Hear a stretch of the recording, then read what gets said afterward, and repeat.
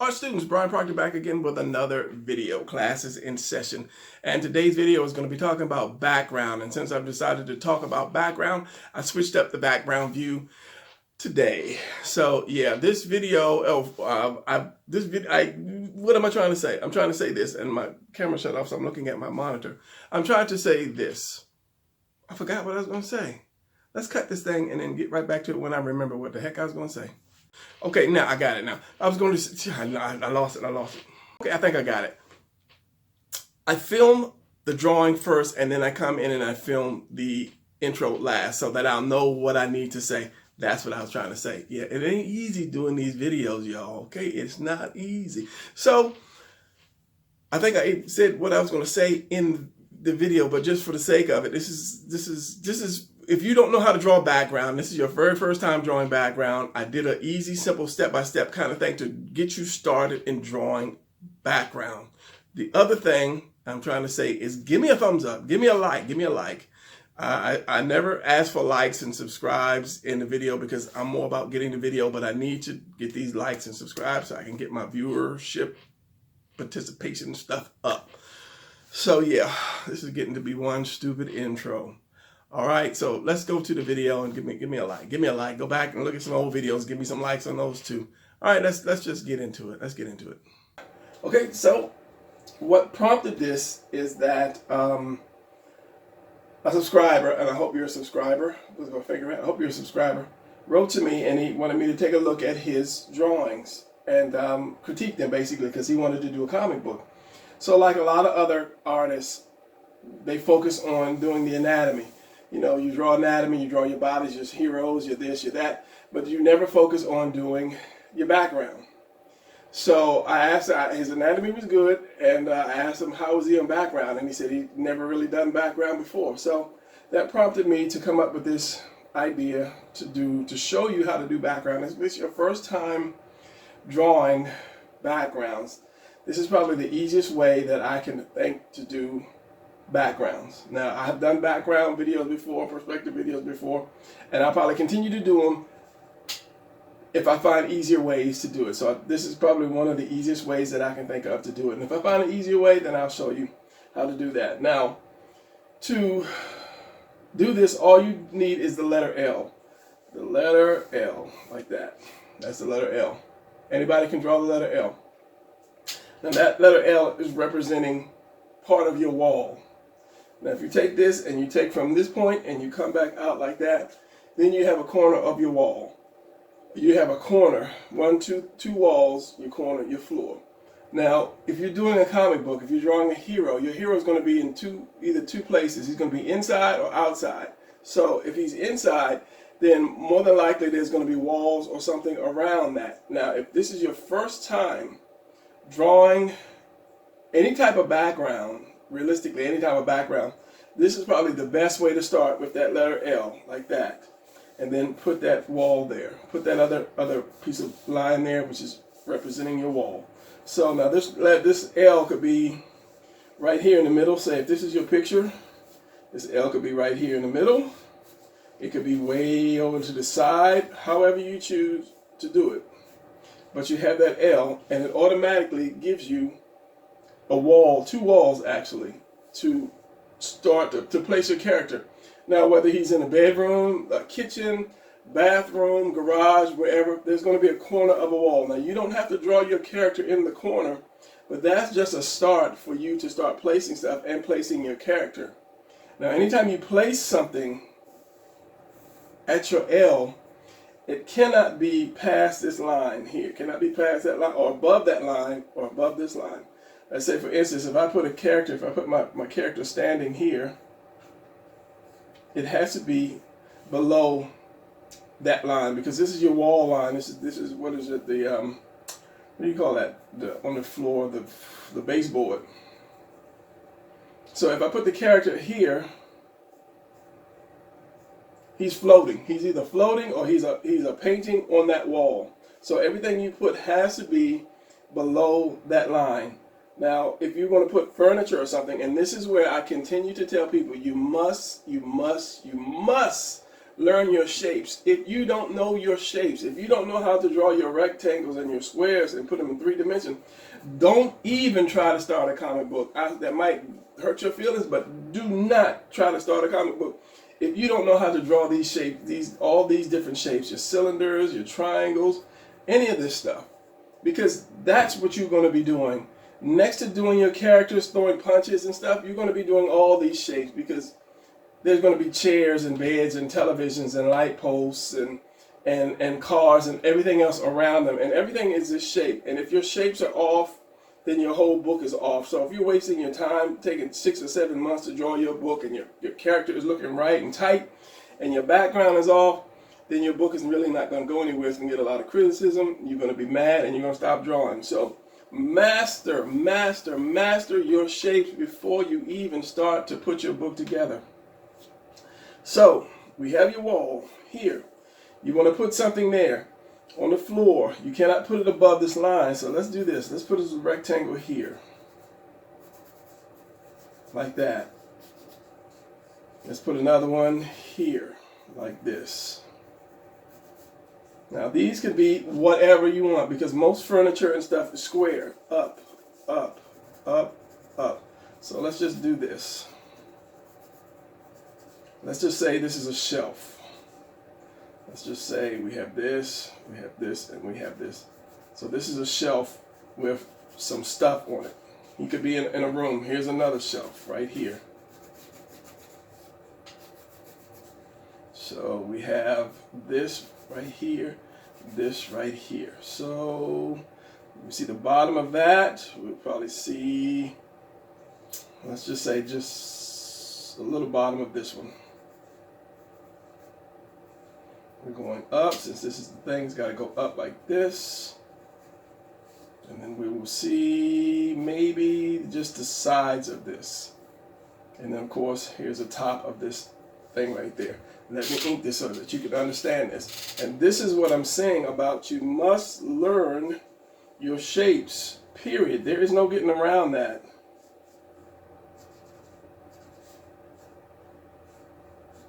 No getting around it. I am so sorry. You cannot. Don't attempt to do your comic book until you have mastered your shapes, or you're going to put out a sorry looking book. There's your shelf right here. Here's another shelf. So this guy could be in a room or something. A room, or I'm not going to say a closet. Some type of room.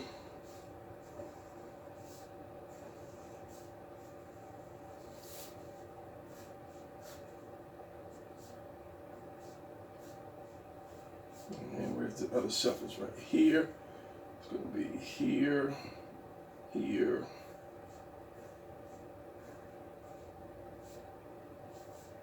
Going up here. This should have been over more. Doing it really simple, really quick, actually.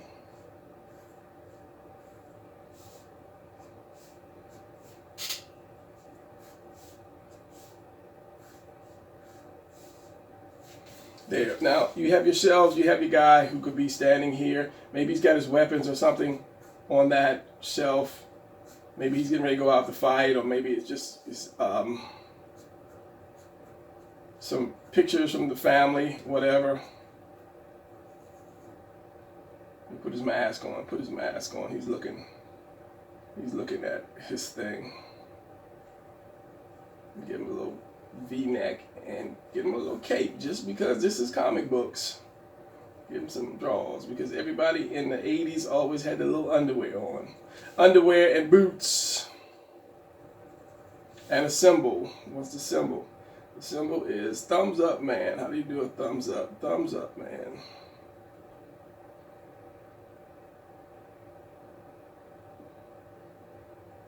Yeah, there you go. Wow, I like how you never saw that, because I keep pushing this thing off. I gotta adjust my camera. And then there is your gloves. So that's thumbs up, man. So this is way down. Let me adjust my camera so I won't do that anymore. All right, so I just adjusted my camera so that I won't push the paper off again. My mistake. I am sorry. That was some important stuff. Not really, just drawing this mask. So Now you see this guy's in the room. Here's your piece of your wall here. Here's the floor. Here's the other wall here. And maybe there's a backing behind that shelf. It's not completely, see-through. There's the little panel behind that. Erase this. And then you could put some stuff on the shelf. I don't know what he would have on the shelf. I'm just going to throw some junk on the shelf. There's maybe a box here. Something there. You got a little statue of whatever, Wonder Woman up there. She's flying or doing whatever. And then he could have a statue of the Hulk over here because he's a big Hulk fan.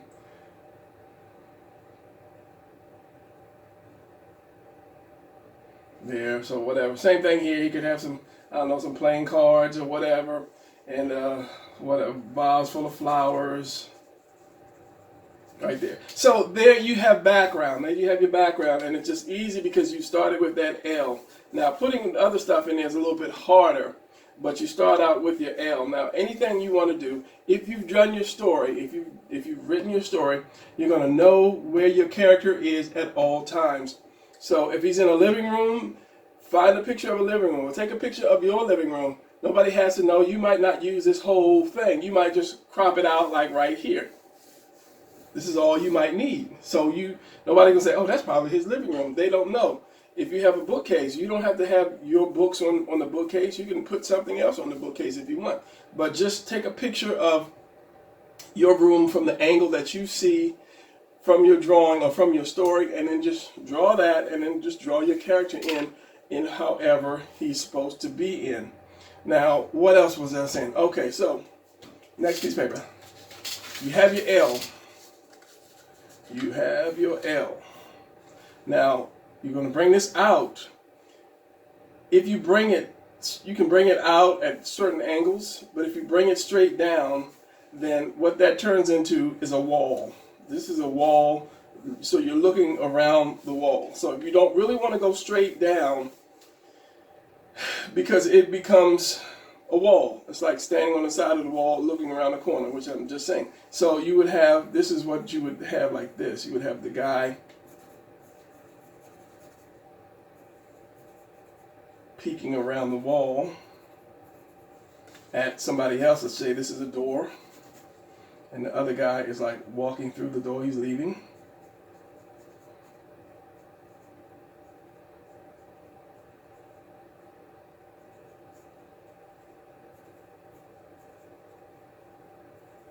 He's walking out the door. So you don't want to have that, you don't want to have this sideways T-shape laying on. You moved your paper and you're still doing it. You don't want to have the T, because I'm not staring at my monitor, I'm staring at the page. So, as I say, that just, if you do that, it's going to represent a wall. So this guy's here. He's looking at the other guy leave the room somehow.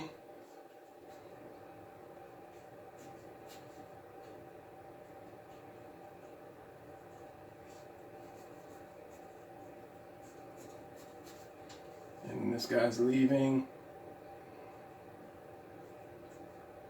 I got him running because that knee is bent too high. If you bend the leg up too much, then that turns into a run instead of a walk.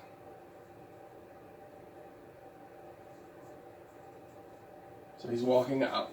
Yeah, so you don't want to take your L and then go straight down. You want to go at any type of angle other than straight. You can go here, you can go here, you can go, but if you go long ways, then that's just a long wall with dividers. That's all it is. So you want to keep that angle in when you're drawing. Let's finish the doorway for the guy. And notice his legs, his feet are below that. I can't think of what that is again. The border, whatever you call those things. It was in my tongue a second ago, but it just jumped out. So yeah, you have to have it below, because as I said in this one, if it's above, he's either flying or it looks like a painting on the wall. So what was the other couple things I was trying to say? You have your L. Always start with your L. As I say, it doesn't have to be in the center. It could be like a small L. If this is your paper or this is your panel, it could be way over here. like that. And then your characters can be, over here talking to each other, but it still represents them being in a room. And if you say, oh, I don't know what to draw, well, then you can draw a door, maybe a picture, or a window, big window. Something over here. Well, there's not much space for anything over here, so I'd leave that. And then if you want to draw a table or a chair or something, or a rug, you're standing on a rug, you have to stand on something like that. Or if you want to draw just checkerboards from your checkerboard floor, like that. All right, let me add this quick little caveat while I'm editing. I saw this and I figured I needed to say this and throw this in there, so I'll just throw this in there. I'm just throwing this in there. The video is already done, but this is something that I thought that you guys could use or need or should know. All right, so when drawing your background, no matter what it is, you don't have to put a lot into it, especially if it's going to get covered by a word balloon. That's what I'm trying to say. My brain is shorting out. So let's just say you look at this guy here. So, and I put like a clock up here, and I put some other clocks or some other devices and some secret door panel and some whatever secret room right there. So, but then I decided this guy has to have a dialogue, and the dialogue has to go up top. So the dialogue balloon is going to go right here. Now, granted, it can go at the bottom, but just for explanation's sake, let's say the dialogue balloon goes right here. So all of that background or detail that I might have put in that background just got wasted. So you have to think about that when you're doing background, where you place a person at, that if you're going to do a background, you have to know where your word balloon is going to go. Know how many words he's going to say, first of all, because he could have like a lot to say, in this panel, and then covers up all your background. So you have to be careful where you place your background, regardless of, if you're just going to put a little bit or a lot. And if you know that you're going to put a little bit, like here, a little bit, if you know you're going to put a little bit, then you're fine. If you're going to do this, and then just have your character standing, right here. What happened to that guy, Brian? I don't know. And then, you do your word balloon. And then a lot of times you might not have to worry about too much background, especially if you're new to this. And this is why I'm doing this. If you're new to this, you don't have to really worry about it. It could be just a door here. Because you're going to look at the character and you're going to look at what he says or she says before you look at the background, especially if it's not a lot of background. And you don't always have to have background, especially, in this detail, unless your story called for it. Yeah, unless your story called for it. If you were going to focus on something and you do a close-up of that thing. So that's one. And number two is if you do a room, let me use this piece of paper here. If he is in his bedroom or some room that is going to be a recurring theme, or he's going to continue to go to that bedroom. Let's say he's a superhero and he has a base of operation and he has his little fortress of solitude. I can't think of what I'm trying. His base, and let's just say he has his little monitor and his computer thing and his chair right here. Shapes, people. That's all this is just shapes. And a little chair. Give him a nice little chair, round chair, and he can have a monitor here and a monitor there, and another station right here, a little computer station right there. And maybe a globe right here on the floor that he can check out. That's turning out to be a sharp little room. Some more junk here. Now, if you have this like base of operation that he visits or is basically going to start out with every day, like the Batcave, what you need to do is draw that whole thing completely out and save that. You keep that piece of paper in your files. So whenever you come back and you want to draw that room again, because you have to draw it again, because if it continues to come to the base, that base has to stay the same. So then you'll know where everything is at. Don't just draw it one time and say, oh, that's cool, and then put it in your book and then, throw, the rest away. Keep that. Put that on one large piece of paper. That way, when you can have you come back and your character is turned a different direction, he could be facing this way. So next page, he could be facing that way.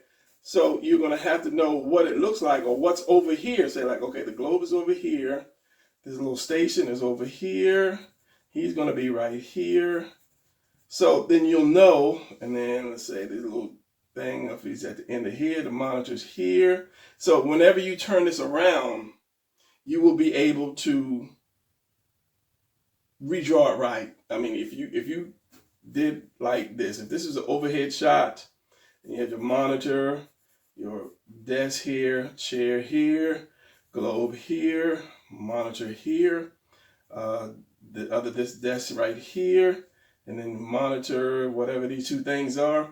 So, and you put your person, wherever you put your person, you'll know, okay, so if I put him here, then he's looking this way or that way or straight there, or he's looking back. So you have to do that when you're doing background or some type of room that you're going to constantly use all the time. If he's a teenager and he's going to school and he's going to go to that same classroom, you're going to have to draw that classroom over and over and over. So always have a fully drawn out picture. I mean, you don't have to have like every button where you do, if you're going to have a console, you have every button, but just like a school, you don't have to have every detail in the chair when you do this if you're doing like a school picture, but you have to have, your desk arranged however in it so that you'll basically have a map to be able to draw what you need to draw over and over again. Yeah, that was a mouthful. All right, so now that you have those two caveats, the word balloons are going to take up some of your details, so don't try to do detail in everything, because I used to do that when I was younger.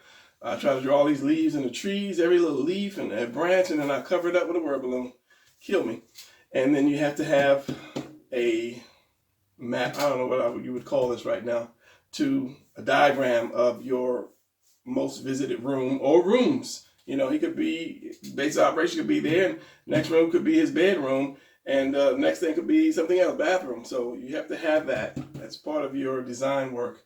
So, all right, back to our regularly scheduled program. All right, let me focus this camera. All right, so I said I was going to get a new camera for this year, and fact is, I did order a Samsung Galaxy S9 or just a 9, and for some reason the order didn't go through.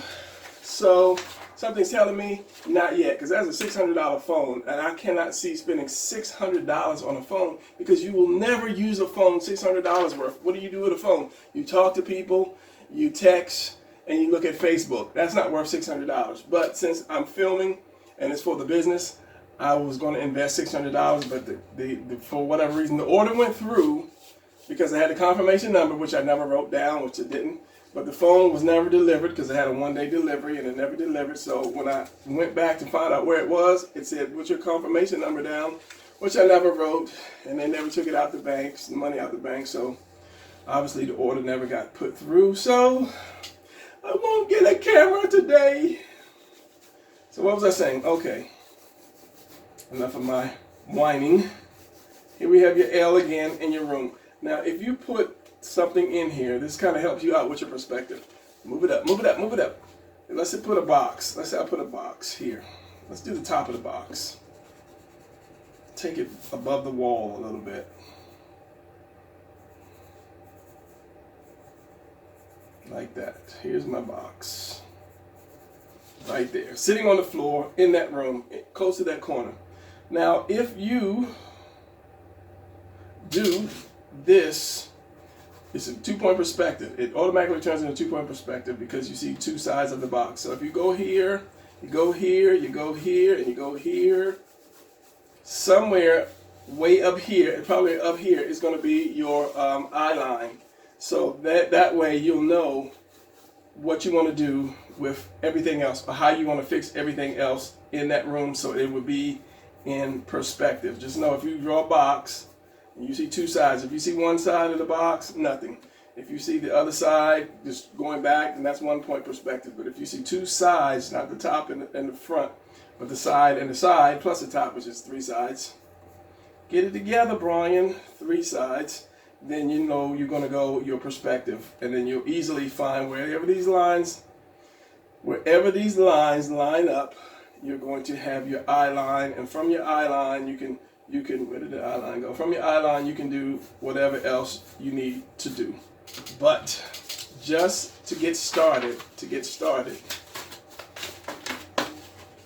draw your L. Simple. Everybody can draw the L and then draw that. If you want to go to the other side, draw your reverse L. Same thing.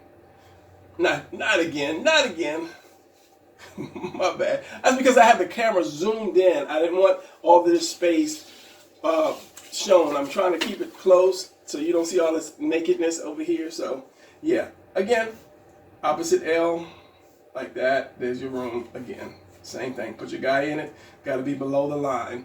All right, is there one more thing? I said the wall, the far away, in front of the line, 2-point perspective. I think that was it. That covers everything. So now, if you want to do your character, you can actually even draw your character first. You can draw your character doing whatever. Whatever a character does on his day off. Let's put him this way.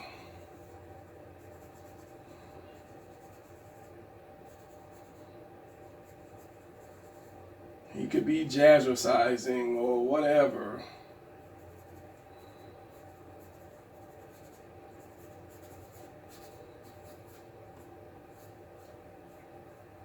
Jazzercising, I know when you're young you don't know what jazzercising is, because I think that died out long ago.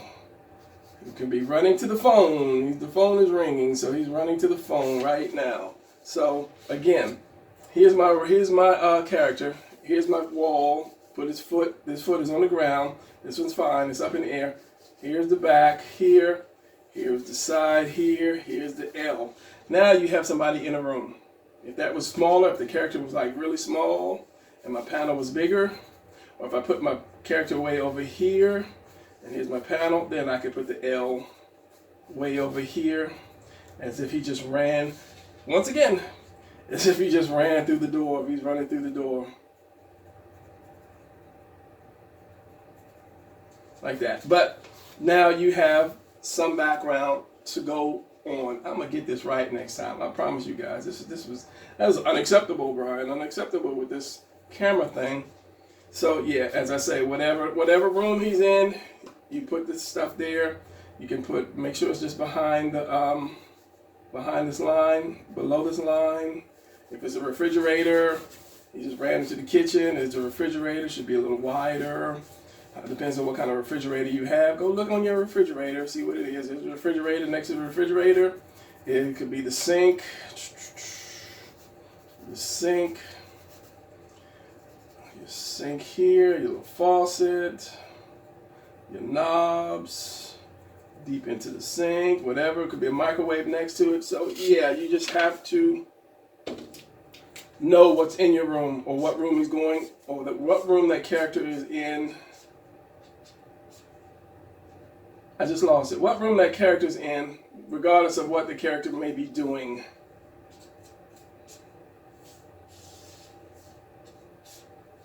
Running, jumping, sitting, whatever.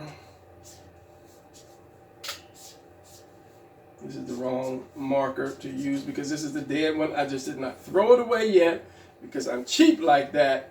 Right here could be a window. Usually if you got a nice house, you have like a window right there at the sink so you can see, you know, the kids out there messing up. Here's my window here. Yeah, because you usually have a little something in the window, some little pots or whatever. Mom always keeps junk in your window for whatever reason. And under your sink, of course, you have your cabinet doors. And then, yeah, could be your marble, whatever. And then your floor. Since it's going this way, your line is going this way, your point is probably going to stop here because you're seeing the top of all of this. So this is going this way, this is going this way. So it's going to be, your eye line is going to be way up here somewhere. So you can do your kitchen floor, tile, like that. And then you've got a nice picture already. That's a wonderful panel right there. Ready to go, ready to show. So, with that said and done, I will end this video and something. It's hard for me to draw and talk at the same time now. I will end this video, and then you guys can go and draw take your first step to drawing perspective. Drawing background, not perspective.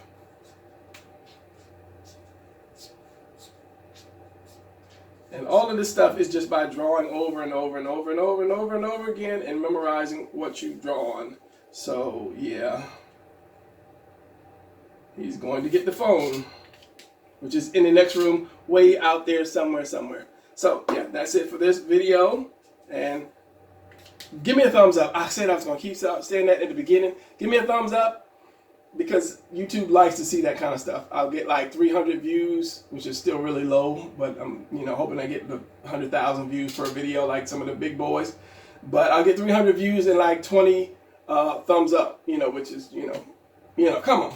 Give me a thumbs up. Give me a thumbs up. Subscribe, and a like, which is a thumbs up. So, yeah, every time you see a video, go back into the video that you've already seen. Give me a like. Give me some likes so YouTube can recognize a brother as a good artist. All right, so no more begging. That's it. I'll see you guys in the next video. Class dismissed.